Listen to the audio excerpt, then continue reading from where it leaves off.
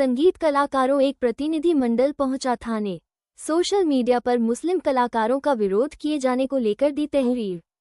वृंदावन धार्मिक कार्यक्रमों में संगीत गायन व वादन का काम करने वाले मुस्लिम कलाकारों का विरोध कर रही एक संस्था के विरोध में कलाकारों का एक प्रतिनिधि मंडल एसएसपी मथुरा श्लोक कुमार द्वारा मिले आश्वासन के बाद बुधवार को वृंदावन कोतवाली पहुंचे।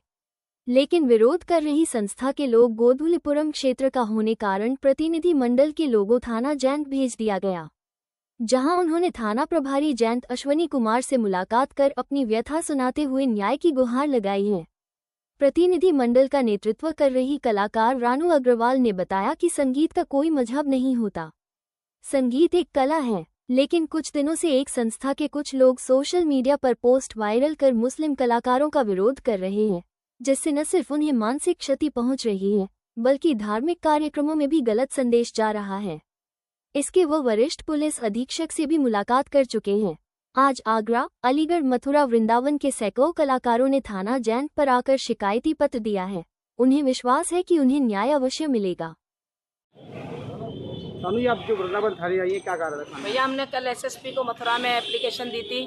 फिर वहाँ से हमारा जो मैटर है वो हमारा म्यूजिक से रिलेटेड मैटर है कि जो हमारा समुदाय, हम जागरण करते हैं, हमारे जागरण में जो कलाकार लगते हैं लोग लगने नहीं दे रहे हैं, उनको उठा देते हैं कि कोई कहता है ये मुसलमान है, कोई कुछ कहता है, और हमको धमकियाँ दी जा रही हैं। इसलिए हम थाना जैत आए हैं वृंदावन में। जो व्यक्ति जो धमकी दे रहा है वो क्या, उसका कहना क्या है? वो सुबोध है जिसने मेरे को धमकी दी है, और दूसरा जो बहुत मतलब इतने खतरनाक वीडियो डाल रहे हैं जो अपने को सनातनी कह रहे हैं, और वो बंटी महाराज है, और एक और है चंदेला जो ये हमारे वहाँ के लड़कों को धमकी दे रहे हैं कि मार देंगे, 3 टुकड़े कर देंगे, 4 टुकड़े कर देंगे। ये सारी बातें उन्हीं के उद्देश्य से हम यहाँ आए हैं। संगीत को लेकर तानसेन जैसे अभी दिलीप बाबा जैसे भी संगीत को लेकर रहे हैं, अब ये लोग जो आवाज़ उठा रहे हैं, आपकी क्या मांग है? भाई इनकी मांग ये है कि हमको काम करने दिया जाए, इसके अलावा दूसरी तो और कोई मांग नहीं है। अगर प्रावधान कहीं पर है कि इन लोगों को काम ना करने दिया जाए, हमारे सनातन में इनको ना लगने दिया जाए, तो इनको लिखित में ये दे दिया जाए, तो ये अपने आप शांत होकर के बैठ जाएंगे। उसके बाद ये कोई पहल नहीं करेंगे अपनी तरफ से। अगर हमारे माननीय किसी भी मंत्री की तरफ से है, हमारे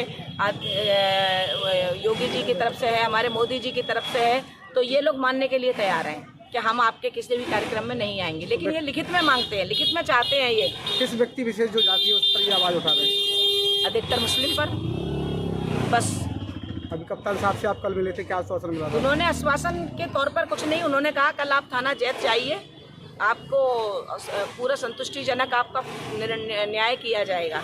तो बस इसी न्याय के लोग, हम उनकी बात से भी बाहर नहीं है, हम संतों महंतों की बात से भी बाहर नहीं है, लेकिन निर्णय बस ऐसा हो कि जिससे हमारा भी भला हो, इनका भी भला हो। क्योंकि संगीत का कोई मजहब ही नहीं है, कोई जात नहीं।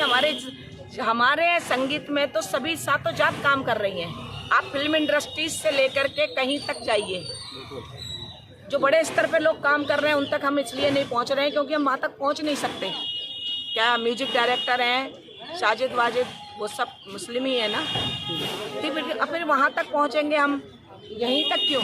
तो फिर इन गरीबों के साथ ही क्यों ऐसा कि अगर हम इनको लगाकर, हमारा सनातन धर्म इतना बड़ा धर्म है कि इसको ये सोचिए कि जो हजारों लोगों को रोटी देता है,